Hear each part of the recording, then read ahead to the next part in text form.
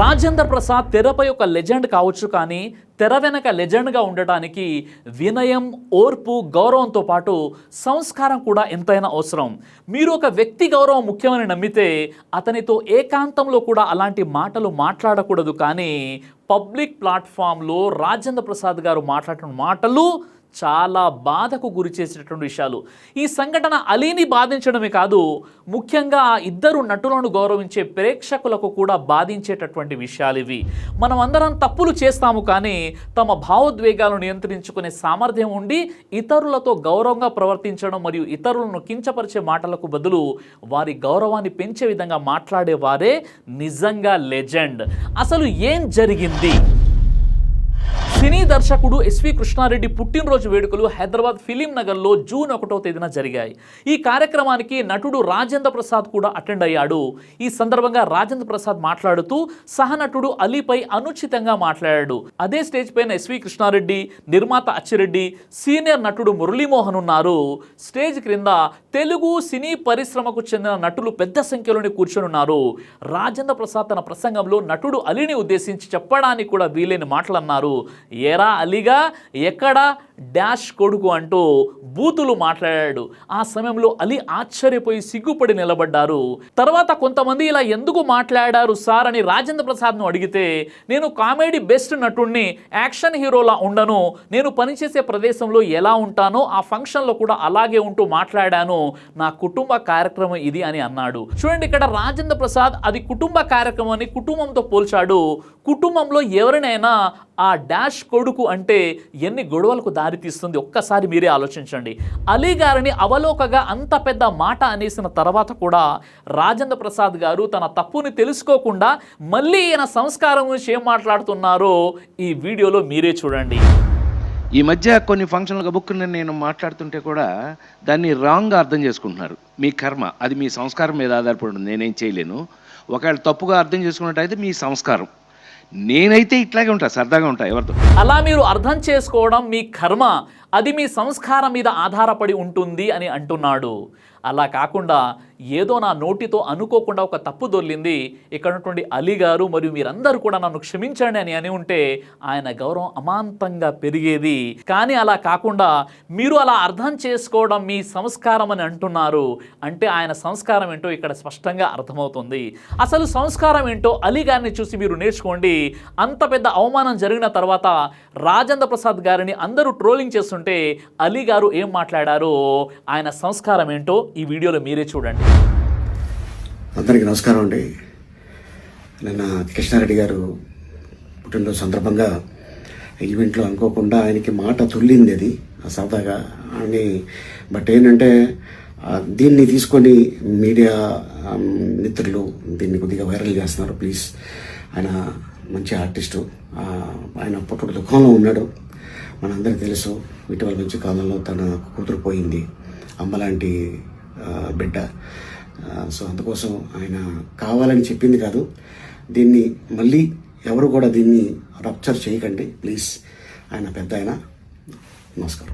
ఇక్కడ అలీ గారు ఏమంటున్నారండి, ఆయనకు అనుకోకుండా మాట దొల్లింది, సరదాగా అన్నారు, మీడియా మిత్రులు దీన్ని వైరల్ చేస్తున్నారు. ఆయన ఒక మంచి ఆర్టిస్టు, ఇటీవల కాలంలో తన తల్లి లాంటి కూతురు పోయింది, ఆయన పుట్టెడు దుఃఖంలో ఉన్నారు, ఆయన కావాలని చెప్పింది కాదు, అందుకని దీనిని ఎవరు కూడా రప్చర్ చేయకండి ప్లీజ్ అని అలీ గారు అన్నారు.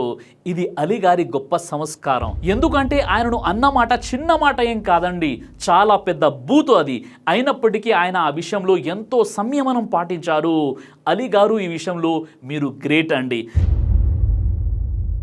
ఈ సందర్భంగా అలీ గారికి సంబంధించి చిరు పరిచయాన్ని తెలుసుకునేటటువంటి ప్రయత్నం చేద్దాం. అలీ గారు ప్రముఖ తెలుగు సినిమా హాస్య నటుడు, టీవీ వ్యాఖ్యాత, 1100కు పైగా సినిమాలో నటించాడు. అలీ బాల నటుడిగా తెలుగు ఇండస్ట్రీలో ప్రవేశించారు. సీతాకోక చిలుక చిత్రం ద్వారా ప్రసిద్ధి చెందారు. అకాడమీ ఆఫ్ యూనివర్సల్ పీస్ వారు అలీ గారికి గౌరవ డాక్టరేట్ను ప్రకటించారు. అలీ తండ్రి పేరు మీదుగా మొహమ్మద్ బాషా చారిటబుల్ ట్రస్ట్ అనే పేరుతో ఒక స్వచ్ఛంద సంస్థ ఏర్పాటు చేసి దాని ద్వారా పేదలకు సేవ చేస్తున్నారు అలీ గారు. అలీ తూర్పు గోదావరి జిల్లాలోని రాజమండ్రిలోని ఒక పేద ముస్లిం కుటుంబంలో జన్మించాడు. తండ్రి అబ్దుల్ సుబాన్, మొహమ్మద్ బాషా అని పిలిచేవారు, దర్జీ పని చేసేవాడు. తల్లి జైతూన్ బీబీ గృహిణి. అలీ చిన్నప్పటి నుంచే చదువు మీద పెద్దగా ఆసక్తి లేకుండా నటన మీద ఆసక్తి పెంచుకున్నాడు. శ్రీ పాదజిత్ మోహన్ మిత్ర బృందంలో మిమిక్రీ కళాకారుడిగా డ్యాన్సులు ప్రదర్శనలు ఇచ్చేవాడు. రాజమండ్రి సంగీత సంస్థ జిత్ మోహన్ మిత్ర సహాయంతో అలీ సినీ పరిశ్రమలోకి వచ్చాడు. దర్శకుడు భారతీ రాజా తన సీతాకోక చిలుక చిత్రం కోసం బాల నటుల కోసం వెతుకుతున్నప్పుడు అతను చెన్నైకి వెళ్ళాడు. అతనికి ఒక పాత్ర ఇవ్వబడింది. చిన్నతనంలో అలీ అనేక సినిమాల్లో నటించాడు. ఆ తర్వాత అలీ పెద్దవాడైన తర్వాత తెలుగు సినిమాలో హాస్య నటుడిగా మారాడు. ఇప్పటి వరకు సుమారు 1100కు పైగా చిత్రాల్లో నటించాడు. ఇప్పటి వరకు ఆయనకి 2 నంది అవార్డులు మరియు సౌత్ లో 2 ఫిలింఫేర్ అవార్డులు వచ్చినటువంటి యాక్టర్ అలీ. ఇలాంటి ఒక మైనారిటీ నిరుపేద కుటుంబం నుంచి వచ్చి బ్రతుకుదేరు కోసం యాక్టింగ్ చేసుకుంటూ ఎన్నో సామాజిక సేవలు చేస్తూ ఈ స్థాయికి వచ్చిన వ్యక్తిని పట్టుకొని ఇలా స్టేజ్ మీద అసభ్య పదజాలంతో మీడియా ముందు అవమానపరచడం సరైన విషయం కాదు. నేడు సమాజాన్ని ఎక్కువగా ఇన్ఫ్లుయెన్స్ చేసేటటువంటి మాధ్యమం సినిమా.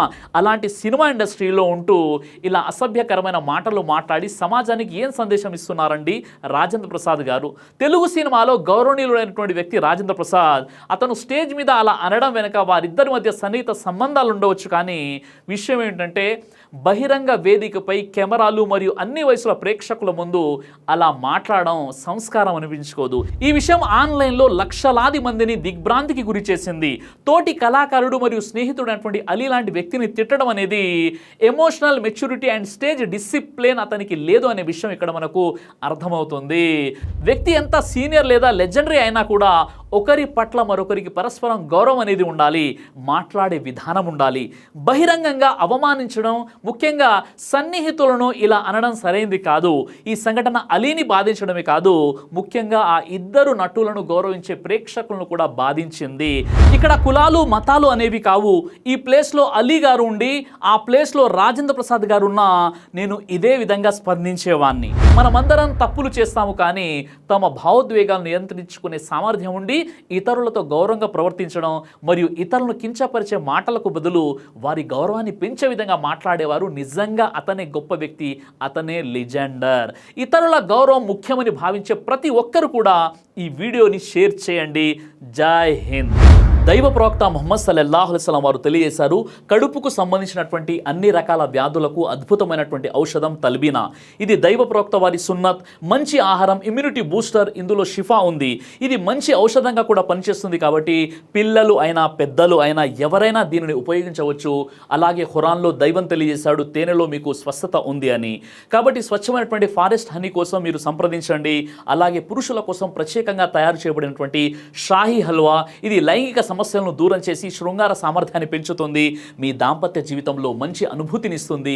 ఇందులో ఎలాంటి సైడ్ ఎఫెక్ట్స్ లేవు. ఇది కంప్లీట్గా హెర్బల్ ప్రొడక్ట్స్తో తయారు చేయబడినటువంటిది. కాబట్టి స్క్రీన్పై కనిపిస్తున్నటువంటి ఈ నెంబర్స్కి కాల్ చేసి మీరు ఇప్పుడే ఈ ప్రొడక్ట్స్ని ఆర్డర్ చేసుకోవచ్చు. కొరియర్ ఫెసిలిటీ కూడా ఉంది. ఆలస్యం ఎందుకు, వెంటనే ఆర్డర్ చేయండి.